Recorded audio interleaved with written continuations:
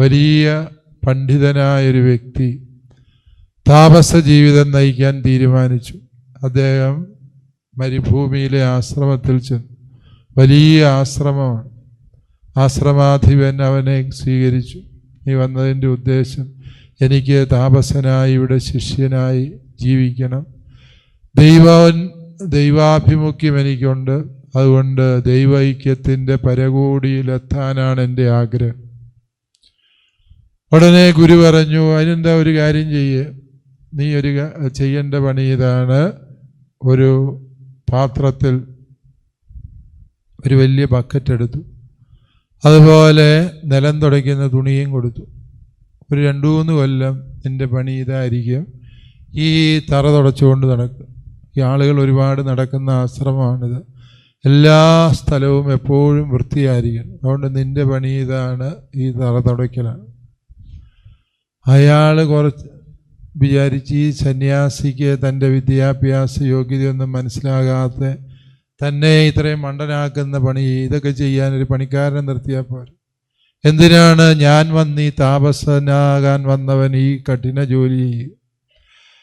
ഗുരു പറഞ്ഞു, നിനക്ക് ഇവിടെ താമസിക്കണമെങ്കിൽ അതിൻ്റെ രീതി ഇതാണ്. ഇല്ലേ, നീ ബക്കറ്റും തുണിയട വെച്ച് പൊക്കൂ. അവൻ മെനക്കെട്ട് കുറച്ച് നാൾ തുടയ്ക്കാം എന്ന് വിചാരിച്ച് തുടച്ച് അവൻ കർത്താവിൻ്റെ തിരുസ്വരൂപം വെച്ചിരിക്കുന്ന വരാന്തയിലെത്തി.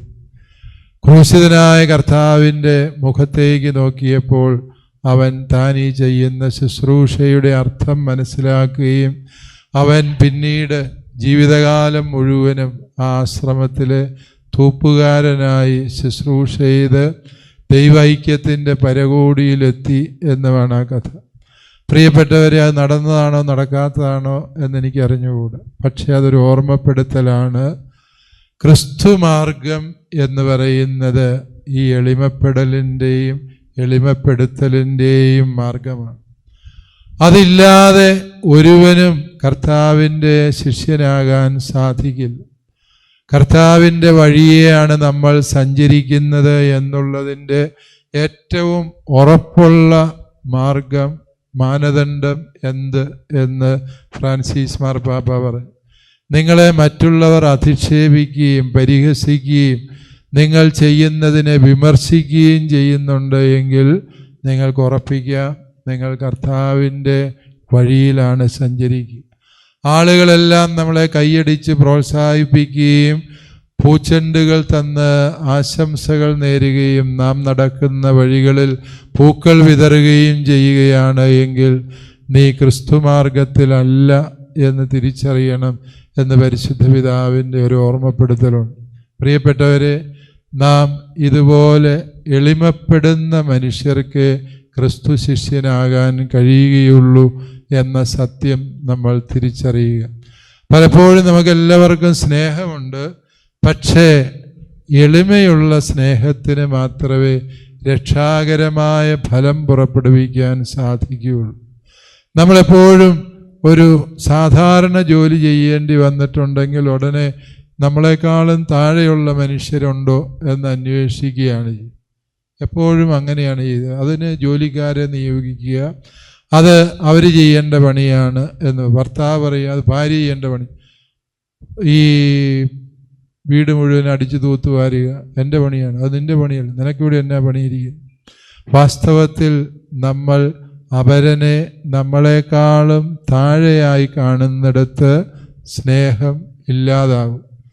കർത്താവ് സ്നേഹത്തിൻ്റെ അത്ഭുതകരമായൊരു പാഠമാണ് പഠിപ്പിക്കുക.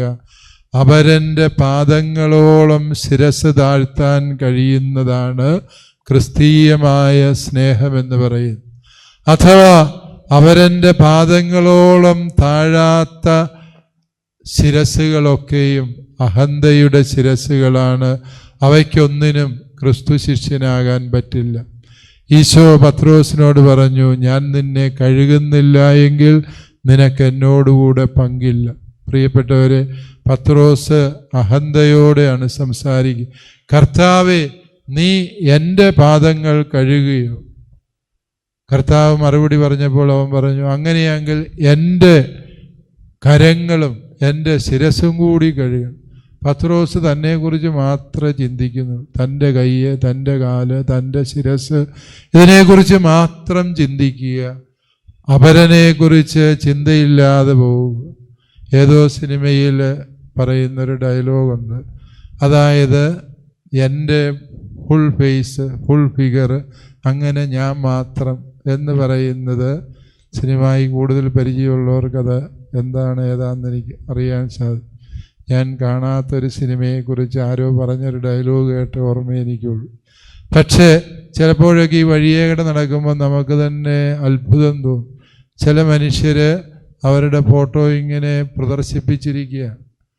ഞാനല്ലാതെ മറ്റാരുണ്ട് എന്ന മട്ടിൽ ഇങ്ങനെ വഴിനീളെ കേരളം മുഴുവനും ഫ്ലക്സ് വയ്ക്കുന്നവരുണ്ട്. അതിൻ്റെ അർത്ഥം ഞാൻ പ്രത്യേകിച്ച് ഒരു രാഷ്ട്രീയ പാർട്ടിയോടും പ്രതിബദ്ധതയോ എതിർപ്പോ വെച്ച് പറയുന്നതല്ല, മറിച്ച് മനുഷ്യൻ്റെ അല്പത്വം അതിൻ്റെ പൂർണ്ണതയിലെത്തുന്നത് അവൻ തന്നെ തന്നെ വലിയവനാക്കാൻ വ്യഗ്രതപ്പെടുമ്പോഴാണ് എന്ന സത്യം ആർക്കാണ് അറിയാൻ പാടില്ലാത്തത്? വാസ്തവത്തിൽ നമ്മുടെ കർത്താവ് ഈ പെസഹ തിരുനാളിൽ പഠിപ്പിക്കുന്നത് മനുഷ്യൻ്റെ ഏറ്റവും അടിസ്ഥാനപരമായ വികാരത്തെക്കുറിച്ചാണ്. അത് മറ്റൊന്നുമല്ല. അത് ഞാനെന്ന ഭാവം, അഹന്ത എന്ന ചിന്ത, ഞാൻ കഴിഞ്ഞേ ഇവിടെ ആരുമുള്ളൂ എന്നുള്ള ആ വിചാരത്തെയാണ് കർത്താവ് ശിഷ്യരിൽ നിന്ന് തിരുത്തുന്നത്. താൻ പറഞ്ഞതൊക്കെ ശിഷ്യർ ഓർത്തിരിക്കുവോ എന്ന ആശങ്ക കർത്താവിനുണ്ടായിരുന്നില്ല. തനിക്ക് ശേഷം ഈ ശിഷ്യന്മാർ എന്തെല്ലാമാണ് ചെയ്യാൻ പോകുന്നത് എന്നതിനെക്കുറിച്ച് കർത്താവിന് തെല്ലും ആശങ്കയുണ്ടായിരുന്നില്ല. പക്ഷേ കർത്താവ് ശിഷ്യരെ ഏറ്റവും ആഴത്തിൽ അവസാനമായി തൻ്റെ മരണപത്രം പോലെ പഠിപ്പിച്ച തത്വം ഇതാണ്: നിങ്ങൾ അപരൻ്റെ പാദങ്ങളോളം താഴ്ന്നു നിൽക്കാൻ മനസ്സുള്ള ശിഷ്യരായിരിക്കണം. ആ മനസ്സുണ്ട് എങ്കിൽ നിങ്ങൾ ക്രിസ്തുമാർഗത്തിലാണ്, നിങ്ങൾക്കൊരിക്കലും തെറ്റുപറ്റില്ല എന്ന പരമാർത്ഥമായ സത്യം. അതുകൊണ്ട് പ്രിയപ്പെട്ടവരെ, കർത്താവ് നമ്മളെ എളിമപ്പെടുത്താൻ വേണ്ടി പറഞ്ഞു തരുന്ന കാര്യങ്ങളൊന്നും പാഴാകുന്നതല്ല. അവയ്ക്ക് മാത്രമേ നമ്മിലെ ശിഷ്യത്വത്തെ രൂപപ്പെടുത്താൻ പറ്റുകയുള്ളൂ. മൈനർ സെമിനാരി വന്നപാടെ നിങ്ങൾക്ക് റക്ടറച്ചൻ തരുന്ന പണി എന്ന് പറയുന്നത് ഈ വരാന്തയെല്ലാം അടിച്ചു വൃത്തിയാക്കുക, ടോയ്ലറ്റ് കഴുകുക. നിങ്ങൾ വീട്ടിൽ ജമ്മത്ത് ചെയ്തിട്ടില്ലാത്ത പണിയാണ് നിങ്ങളെ കൊണ്ട് ഇത് ചെയ്യിപ്പിക്കുക. ഒരു ദിവസം എഴുന്നേറ്റ് പോകുമ്പോൾ പുതപ്പ് കൃത്യമായി മടക്കി വെച്ചില്ല എങ്കിൽ അച്ഛൻ കർക്കശമായി നിങ്ങളെ കൊണ്ട് അത് മടക്കി വെപ്പിക്കും. അതെല്ലാം വീട്ടിൽ നിങ്ങൾ അമ്മമാർ ചെയ്തു തരുന്ന പണികളായിരുന്നു. എന്തിനാണ് അതെല്ലാം നിങ്ങളെ കൊണ്ട് ചെയ്യിപ്പിച്ചിരിക്കുന്നത് എന്ന് ചോദിച്ചാൽ, പ്രിയ സഹോദരന്മാരെ, ശിഷ്യത്വം പരിശീലിക്കുന്നത് ഇങ്ങനെ ഏറ്റവും ലളിതമായ ശുശ്രൂഷകൾ ചെയ്ത്. അതിന് മനസ്സില്ല എന്ന് പറയുന്നവനോട് റക്ടറച്ചൻ പറയാറുണ്ട്, മോൻ വീട്ടിൽ തന്നെ പോക്കൂ, ഇവിടെ നിനക്ക് പറ്റിയ സ്ഥലമല്ല. കാരണം ഞാൻ സെമിനാരിക്കാരെ കുറിച്ച് പറഞ്ഞത് മഠത്തിൽ ഇതിനേക്കാളും കഠിനവും കർക്കശവുമാണ് എന്നറിയാഞ്ഞിട്ടല്ല. പ്രിയപ്പെട്ടവരെ, അതൊരു മോശം കാര്യമല്ല. അതാണ് ശിഷ്യത്വം, അതാണ് ക്രിസ്തീയത എന്നുള്ള സത്യം നമ്മൾ പഠിക്കണം. വീട്ടിലായിരിക്കുന്ന ആരുടെ വീട്ടിലാണ് വഴക്കുള്ളത് എന്ന് നിങ്ങൾ ചിന്തിച്ചു നോക്കിയേ. നിങ്ങളുടെ ഭാര്യ ഭർത്താക്കന്മാരും മക്കളും ഒക്കെ ചിന്തിച്ചു നോക്കി. ഏത് വീട്ടിലെ വഴക്ക്? എന്തിനെക്കുറിച്ചാണ് അടിസ്ഥാനപരമായ വഴക്ക് എന്ന് ചോദിച്ചാൽ, തങ്ങളിൽ വലിയവനാര് എന്ന് ഇതുവരെയും തീരുമാനമാകാത്ത വീടാണ് കലഹപ്രിയന്മാരുടെ വീട് എന്ന് പറയുന്നു. ചെറുതാകാൻ, ഭാര്യയുടെ മുമ്പിൽ ചെറുതാകാൻ ഒരു കാരണവും കാണുന്നില്ല.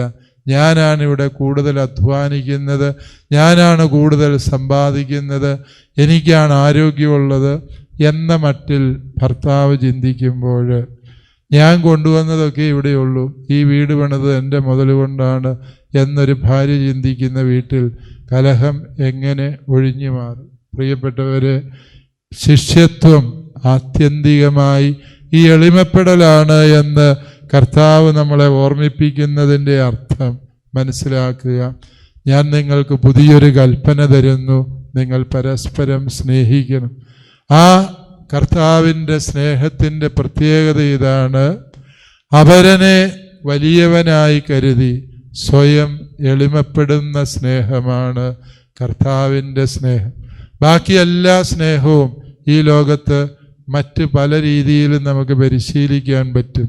പക്ഷേ ഈ സ്നേഹം പരിശീലിക്കണമെങ്കിൽ നാം കർത്താവിൻ്റെ പാദാന്തികത്തിലിരിക്കാൻ പഠിക്കണം. അവസാനമായി നമ്മുടെ കർത്താവ് ഈശോ മിശിഹ പരിശുദ്ധ കുർബാന സ്ഥാപിക്കുന്നതിൻ്റെ ഓർമ്മപ്പെടുത്തലാണ് വാസ്തവത്തിൽ ഈ കുർബാനയുടെ തിരുനാളിൽ നാം ആചരിക്കുക. ഈശോ പറഞ്ഞു, ഇതെൻ്റെ ഓർമ്മയ്ക്കായി നിങ്ങൾ ചെയ്യൂ. ഈശോയെ ഓർക്കാൻ വേണ്ടി ഈശോ പ്രത്യേകിച്ച് ഒന്നും ചെയ്തില്ല. ഒരു പുസ്തകം പോലും ഈശോ എഴുതിയില്ല, ഒരു ഫോട്ടോ പോലും എടുത്തു വച്ചില്ല. ഈശോയെ ഓർമ്മിക്കാൻ ഈശോ എന്താണ് ചെയ്തതെന്ന് ചോദിച്ചാൽ ഒന്നും ചെയ്തില്ല. പക്ഷേ ഈ ഭൂമിയിൽ മനുഷ്യൻ ഏറ്റവും അധികം ഓർമ്മിക്കുന്നവനായി അവൻ മാറിയതിൻ്റെ കാരണം അവൻ പരിശുദ്ധ കുർബാന സ്ഥാപിച്ചുവെന്ന്.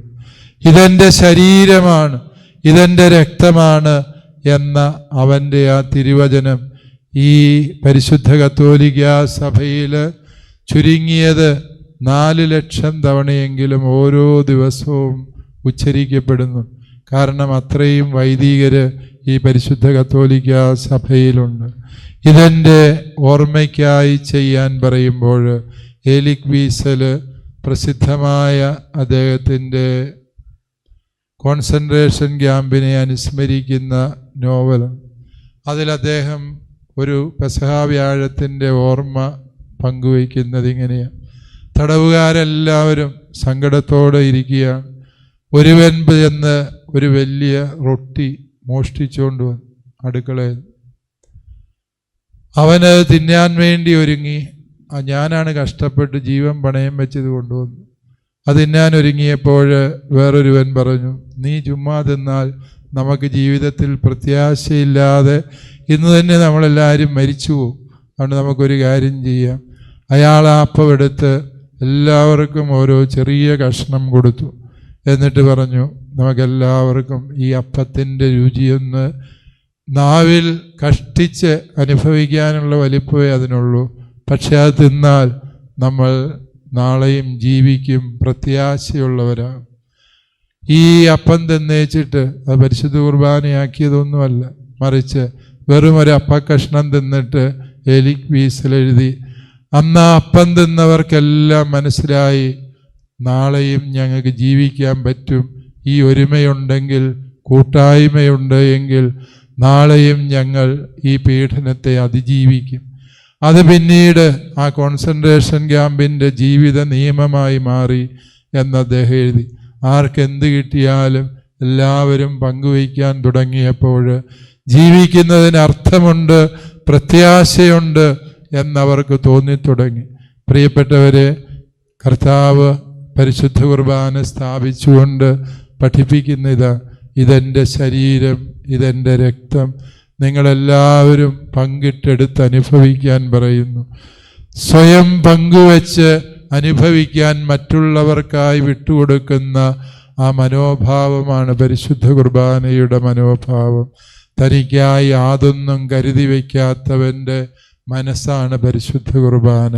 ഒരേ അപ്പത്തിൽ നിന്ന് പങ്കിട്ട് എത്രയോ നാളുകളായി പരിശുദ്ധ കുർബാന സ്വീകരിച്ചിട്ടും, പ്രിയപ്പെട്ടവരെ, ഈ പരിശുദ്ധ കുർബാന സ്വീകരിച്ച എൻ്റെ സഹോദരൻ എൻ്റെ ശരീരത്തിൻ്റെ ഭാഗമാണ് എന്ന് തിരിച്ചറിയാൻ കഴിയാതെ പോകുമ്പോൾ പരിശുദ്ധ കുർബാനയുടെ അർത്ഥം നമുക്ക് നഷ്ടപ്പെടും എന്ന സത്യം ഹൃദയത്തിൽ ഓർക്കാം.